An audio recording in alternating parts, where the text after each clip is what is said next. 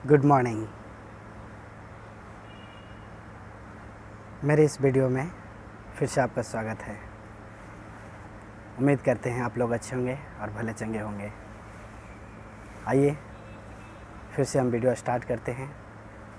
आज फिर से हम होली बाइबल से सीखेंगे। ये है होली बाइबल।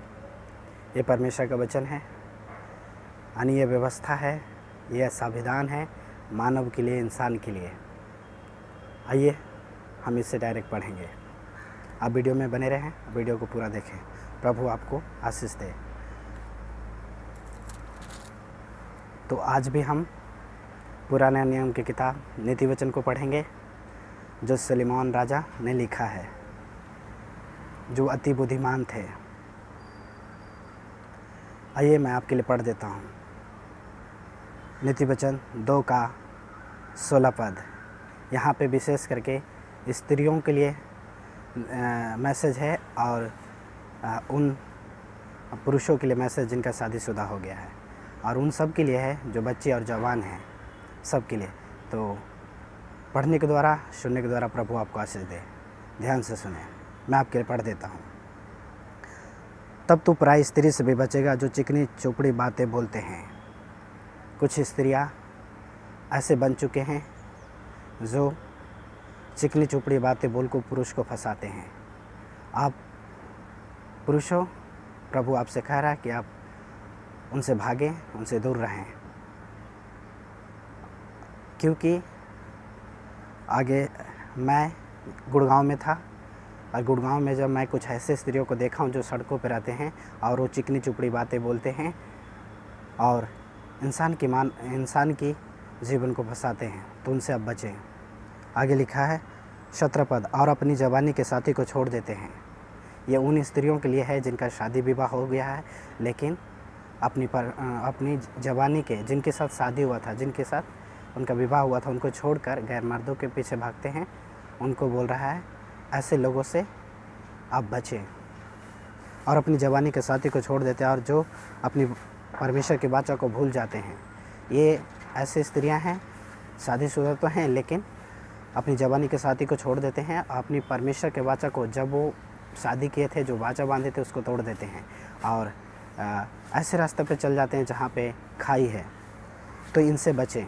अगर कोई भाई या बहन ऐसे कामों में है तो वो इनसे बचे और इनसे बाहर निकले। आगे लिखा है, आगे आपके लिए पढ़ देते हैं। उसका घर मृत्यु की ढाल पर है। जो ऐसे स्त्रियां के पीछे पुरुष भागते हैं, आखिर में उनका घर मृत्यु के ढाल पे है। अगर भाई आप फंसे हैं ऐसे व्यभिचार में, अपनी पत्नी के अलावा कहीं और फंसे हैं, तो आप इससे बाहर निकलिए। ये व्यभिचार है, ये पाप है, ये परमेश्वर इसे घृणा करते हैं। मृत्यु के ढाल पे आखिर में नाश है। अगर कोई स्त्री भी फंसा हुआ है गैर मर्द में, गैर पुरुष के पीछे, तो उनसे बचे हो, और उनकी डगर मरे हुए के बीच में जाते हैं। अगर ऐसे स्त्रियों के पीछे हम भागते हैं या ऐसे पुरुष के पीछे भागते हैं, तो उनकी जो रास्ता है, लास्ट में जो उनका ठिकाना है, मरे हुए के बीच में जाता है, जिसको अधलोक बोलते हैं या नर्क बोलते हैं।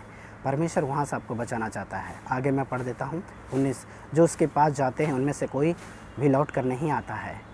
जो ऐसे स्त्री के पीछे या कुछ ऐसे पुरुष के पीछे जाते हैं, जो कुछ पुरुष भी हो सकते हैं ऐसे काम करने वाले, और कुछ स्त्री भी हो सकते हैं, जो कोई ऐसे पीछे जाता है, उनका जीवन लास्ट में नाश हो जाता है। तो प्रभु आपको नाश होने से बचाता है।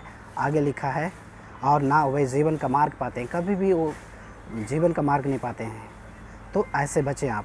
आगे लिखा 20, तू भले मनुष्यों के मार्ग में चल। परमेश्वर स्त्रियों और पुरुषों को, जिनका शादी विवाह हो चुका है, जिनका नहीं हुआ है, उनको और बच्चों को कहता है कि तू परमेश्वर के मार्ग में चल, प्रभु का मार्ग में चल, तब तू बचेगा।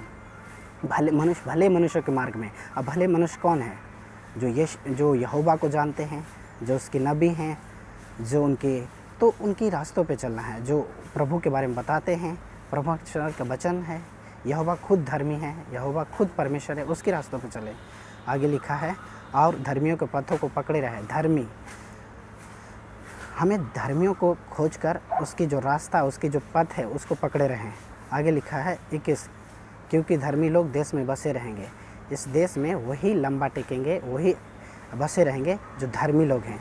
तो हमें अपने आप को धर्मी बनाना है। अगर आज हमारा जीवन बिगड़ा है, हम गलत रास्ते पे हैं, तो मन फिराकर यीशु के पास अपने पापों को इनकार कर यीशु को स्वीकार करके हम धर्मी बन सकते हैं। और आगे लिखा है, और खरे लोग ही उसमें बने रहेंगे। अगर देश में हमें रहना है और इस धरती पर हमें रहना है तो हमें खरे लोग बनना है, हमें खरे लोग बनना है, क्योंकि खरे लोग इसमें बसे रहेंगे। आगे लिखा है, दुष्ट लोग देश में से नष्ट होंगे। जितने भी जैसे कि जितने भी झूठ बोलने वाले हैं, लालच, लोभ, लड़ाई झगड़ा, हत्या, इन सब कामों करने वाले जल्दी ही नष्ट हो जाते हैं। भले लगता है कि ये बहुत लंबा इतना बुराई करा फिर भी टिकता है, लेकिन उनका जीवन नष्ट हो जाएगा। ये लोग देश में से उखाड़े जाएंगे। और आने वाले पहले दिनों में हम देखे थे कि बहुत सारे लोग अचानक ही चले गए। दुष्ट लोग देश से नष्ट हो जाएंगे और विश्वासी घाती उसमें उखाड़े जाएंगे। जो विश्वासी घाती हैं, जो अपने पति के साथ विश्वासी घाती कर रहे हैं, अपनी पत्नी के साथ विश्वासघात कर रहे हैं, अपने फैमिली के साथ विश्वासघात कर रहे हैं, अपनी रचयिता यहोवा यीशु प्रभु के प्रति विश्वासघात कर रहे हैं, उनको वो नष्ट होंगे। तो परमेश्वर आपको नष्ट होने से बचाना चाहता है। ये परमेश्वर का वचन है, यीशु का वचन है, जो स्त्री और पुरुषों के लिए है कि अगर आपका विवाह हो चुका है तो अपनी पत्नी के लिए वफादार रहें, पत्नी अपना पति के लिए वफादार रहे। तो एक पत्नी को कैसा जीना है परमेश्वर यहाँ पे साफ रीति से बताते हैं। तो परमेश्वर आपको आशीष दे इन वचनों के द्वारा। उम्मीद करते हैं आपको समझ आया होगा। यहोवा आपको ब्लेस करें।